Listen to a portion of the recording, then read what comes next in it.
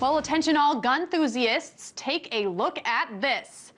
It looks like a typical gun, but it's unlike anything you have ever seen before. How? Well, what you are looking at is the world's first 3D printed metal gun. The company Solid Concepts is behind the gun, and it says the gun has already fired off over 50 rounds without problems. The gun is made of 30 parts. It uses laser sintering processes to make parts of powdered metal. Crazy, huh? Well, 3D printing is opening up a world of possibilities for creating everything from tools to pizza to guns. And that is the topic of today's Tech Report. So let's get to it with Kent Firestone, Vice President of Additive Manufacturing and Solid Concepts. Kent, tell us about your gun. Well, it started as an R&D project just to see if the processes that we use would hold or stand up to the stresses involved in a firearm. And once it was completed and successfully tested, we decided to use it as a way to promote the technology. And how long have you been working on this project for? It wasn't a focused R&D effort, so we started building parts a few months ago, and just whenever we had space and builds, we'd throw some parts in. Is it safe?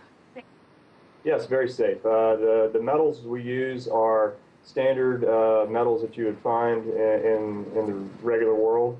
A lot of our parts that we make go into service immediately in different types of high-stress environments.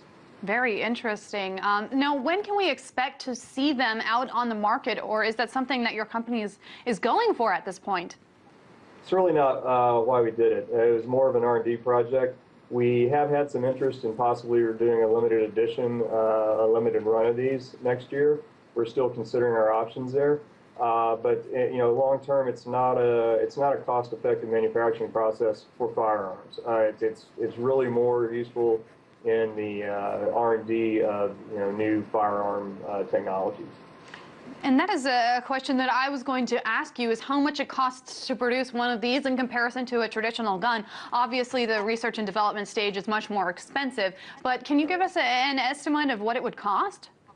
Our best estimates at this time would put our cost on this kind of at the high end of a similar model pistol that you could buy. So our cost would be close to the retail price of a really high-end 1911 pistol, around $4,000 maybe. Wow. Now, meanwhile, other companies in the 3D printing industry are working on plastic guns. Federal law enforcement officials have stressed how dangerous these guns are because they are made of completely out of plastic, or if they could be, then they would be undetected by metal detectors, etc. Now, a longtime ban on undetectable firearms is scheduled to expire on December 9th. So I kind of wanted to get your thoughts on plastic guns.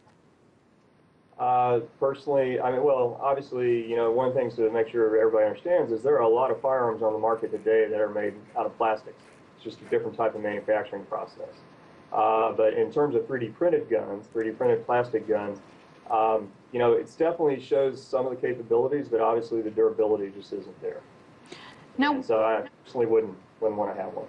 One of the major criticisms of these types of printed guns, be it metal or plastic or otherwise, is that they can help criminals skirt around gun laws and possibly even print their own.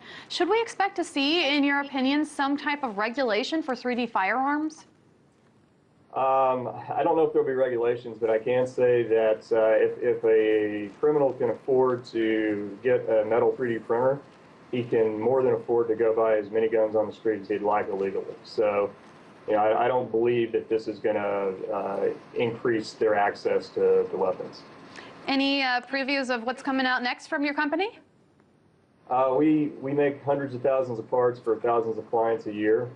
So we don't have anything big to splash out yet, but we're constantly doing innovative R&D work for other people. Thank you so much for joining me, Ken Firestone, Vice President of Additive Manufacturing and Solid Concepts. Thank you, Megan.